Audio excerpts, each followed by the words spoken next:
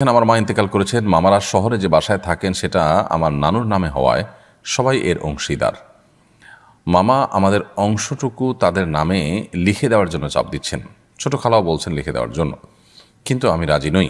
এই কারণে মামারা আমাদের সঙ্গে সম্পর্ক ছিন্ন করেছেন। এখন আমার করণীয় কি, পরামর্শ কামনা করছি। আপনার নানুর নামে যে জায়গাটা ছিল, সেই জায়গাটা যদি আপনার নানুর হয়ে থাকে বা আপনার নানা থেকে আপনার নানু পেয়ে থাকেন, অর্থাৎ তিনি যদি মালিক হয়ে থাকেন, তাহলে আপনার মা সেটার ওয়ারিস। অতএব আপনার নানির মৃত্যুর পর যদি আপনার মায়ের মৃত্যু হয়ে থাকে, তাহলে সেখানে তার অংশীদারিত্ব নিশ্চিত হয়ে যায়। আর আপনার নানুর জীবদ্দশায় যদি আপনার মার ইন্তেকাল হয়ে যায়, তাহলে কিন্তু সেখানে আপনাদের কোনো অংশীদারিত্ব নেই। তাহলে এখানে কয়েকটা হয়ে গেল, কয়েকটা ভাগ হয়ে গেল।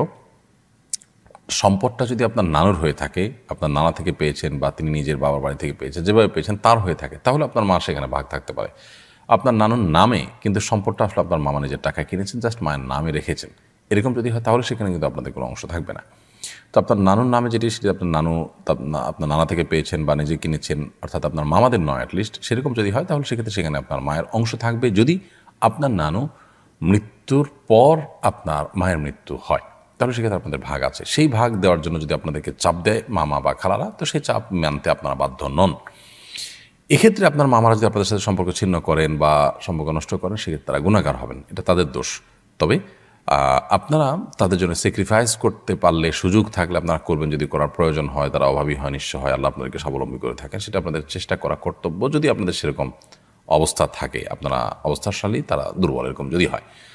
আর যদি সেরকমটি না হয়, এমনকি সেটা হলেও আপনার জন্য বাধ্যতামূলক নয়, আমি জাস্ট উত্তম অনুত্তম বলেছি, এটা করতে পারলে ভালো হয় যদি তারা দুর্বল থাকেন।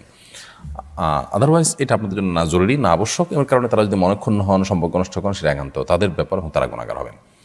বাবা পুলিশ অফিসার ছিলেন, তার উপার্জনের হারাম হালাল মিশ্রিত ছিল। তার ইনকামের টাকায় অনেক সম্পদ করেছেন। তিনি মারা যাওয়ার পর সম্পদ মা এবং আমাদের ভাই বোনদের মধ্যে বণ্টিত হয়েছে। এখন আমার অংশ কি আমার জন্য ভোগ করা হালাল হবে? সে সম্পদ না থাকলে আমাকে দরিদ্র বলা চলে। আমি একজন ছাত্র, দৈনিক 200 টাকা ইনকাম আমার, দয়া করে জানাবেন। হারাম এবং হালাল মিশ্র উপার্জন হলে কী পরিমাণ হারাম উপার্জন হতে পারে, সেই বিষয়টাকে বের করে ধীরে ধীরে হলেও সেই টাকা সওয়াবে নিয়ত করা ছাড়া দান করে দিয়ে আপনার বাবাকে দায়মুক্ত করার চেষ্টা আপনাদের করা উচিত, এবং আপনাদের নিজেদেরও দায়মুক্ত হওয়ার চেষ্টা করা উচিত। যেহেতু তার হালাল হারাম দুরকম উপার্জনই ছিল, অতএব তার সব উপার্জন বা সব সম্পদ তার হারাম নয়। তবে রেশিওটা আনুমানিক কীরকম হতে পারে সেটা বের করে তারপর সেটা ধীরে ধীরে হলেও, একসাথে না পারলে ধীরে ধীরে হলেও সেটা দিয়ে আপনাদেরকে দায়মুক্ত হতে হবে।